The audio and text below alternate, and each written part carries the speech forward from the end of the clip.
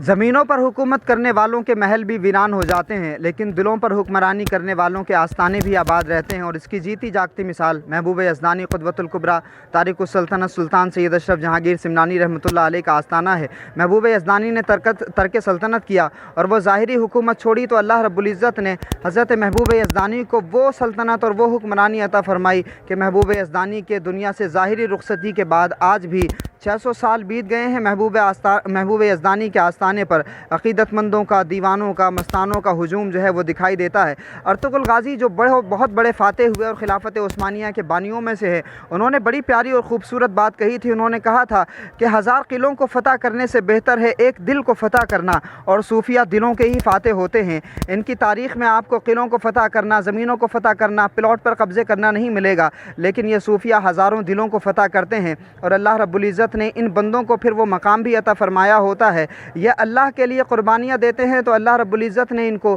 وہ مقام اور وہ فضل بھی عطا فرمایا ہے کہ پھر بندگان خدا میں ان کی محبت عام کر دی جاتی ہے۔ اللہ رب العزت نے ان کا فیضان اس طرح سے جاری فرما دیا ہے کہ انہوں نے اپنی ظاہری حیات میں اللہ کی عبادت کی، اللہ کی بندگی کی، نفس کشی کی اور مجاہدات کی، عبادتیں ریاضتیں کی، پھر اللہ رب العزت نے ان کے معاملات کو اس قدر زندہ رکھا کہ یہ اس دنیا سے ظاہری رخصت تو ہو گئے ہیں، لیکن ان کا فیضان آج بھی بندگان خدا پر جاری ہے۔ آپ اپنی اسکرین پر یہ نیر شریف دیکھ رہے ہیں، نیر شریف کے آس پاس میں یہ تمام لوگوں کو دیکھ رہے ہیں۔ یہ صرف لوگ نہیں ہے بلکہ آپ جا کر کے ان سے ملیں گے تو ہر انسان اپنے اندر ایک کہانی لیے بیٹھا ہے، ہر انسان اپنے اندر ایک درد لیے بیٹھا ہے۔ ایسی تکلیفیں ہیں، ایسے درد ہیں، ایسی پریشانیاں ہیں کہ جو بیماریاں کسی آج کی ہائی ٹیکنالوجی میں بھی اسکین نہیں ہو پاتی ہیں، لیکن مخدوم پاک کے آستانے پر ان ساری بیماریوں کا نہ صرف اسکین کیا جاتا ہے بلکہ ان تمام بیماریوں کا علاج کیا جاتا ہے۔ اور آج سے 600 سال پہلے مخدوم پاک نے جو خانقاہ یہاں پر بنائی تھی اور جو فیض یہاں پر جاری کیا تھا، آج بھی الحمدللہ یہ اسی طرح سے جاری ہے۔ مخدوم پاک نے ظاہری سلطنت کو چھوڑا تھا تو اللہ رب العزت نے ان کو پھر باطنی وہ حکومت عطا فرمائی کہ 600 سال بیت گئے۔ مخدوم پاک کے آستانے پر آج بھی عدالت لگتی ہے، 3 وقت عدالت لگتی ہے۔ وہ تمام آسیب زدہ لوگ، پریشان حال لوگ، جنات سے، آسیب سے جو بھی پریشان ہیں، جو بھی ایسی تکلیفوں میں ہیں کہ دنیا کے پاس میں جن کا علاج نہیں ہے، ان تمام تکلیفوں کے پریشان حال لوگ جو ہے وہ یہاں پر آتے ہیں اور مخدوم پاک اپنی روحانی توجہ سے نظر فرماتے ہیں۔ یقین جانیے ان نسبتوں کا ہونا اتنا زیادہ ضروری ہے کہ جب ہر طرف دشمن ہوں اور ہر طرف زیادتیاں ہوں، ہر طرف لوگ اپنے ظلم کا نشانہ بنا رہے ہوں، تب ایسے سرپرستوں کی سرپرستی اپنے سر پر رکھنا اس لیے بھی زیادہ ضروری ہے تاکہ ہماری جسمانی حفاظت بھی ہو سکے، ہمارے عقیدے کی بھی حفاظت ہو سکے، ہماری روحانی بھی حفاظت ہو سکے۔ مخدوم پاک کو اللہ رب العزت نے اس زمین کے لیے چنا، ہندوستان کے لیے چنا، غریب نواز کے مشن کو آگے بڑھانے کے لیے چنا۔ حضرت غریب نواز رحمۃ اللہ علیہ نے جس سلسلے کی بنیاد اس ملک میں رکھی تھی، اسی سلسلے کو آگے بڑھایا حضرت خواجہ قطب الدین بختیار کاکی نے، پھر اسی سلسلے کے جانشین بنے حضرت بابا فرید الدین مسعود گنج شکر زہد الانبیاء شیخ الاسلام والمسلمین، اور پھر اسی سلسلے کی ایک اہم کڑی محبوب یزدانی، محبوب الہی حضرت خواجہ نظام الدین اولیاء رحمۃ اللہ علیہ، اور پھر محبوب الہی کے بعد میں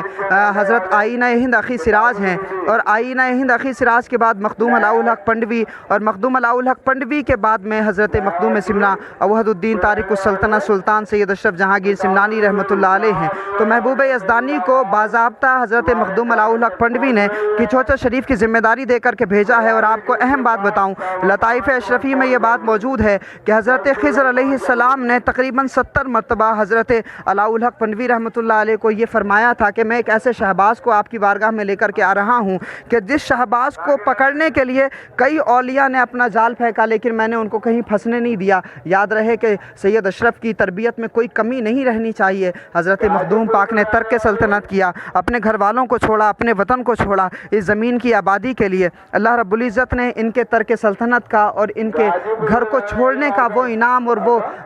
جو ہے برکتیں عطا فرمائیں کہ آج اس کے چوچا کے حضرت مخدوم پاک کو ساری دنیا جانتی ہے۔ سلطان اشرف کی بارگاہ میں دنیا بھر سے عقیدت مند حاضر ہوتے ہیں۔ اللہ رب العزت نے حضرت مخدوم پاک کو وہ شہرت عطا فرمائی ہے کہ مخدوم پاک نے اولاد تو شادی تو نہیں فرمائی تھی، لیکن جو روحانی فرزند تھے حضرت مخدوم عبد الرزاق نور العین حاجی الحرمین، حضرت نور العین کے بارے میں مخدوم پاک فرماتے تھے کہ میں نے ان کو آنکھوں سے پیدا کیا ہے، میرے آنکھوں کا نور ہے۔ مخدوم پاک کی اولادوں میں اللہ نے پھر وہ برکتیں عطا فرمائیں کہ ساری دنیا میں حضرت مخدوم پاک کی اولادوں نے سلسلہ چشتیہ نظامیہ اشرفیہ پہنچایا. اور آج یہ دیکھیے کہ ساری دنیا میں اگر سلسلہ چشتیہ نظامیہ خاص طور سے سینٹرل ایشیا کے علاقوں میں اور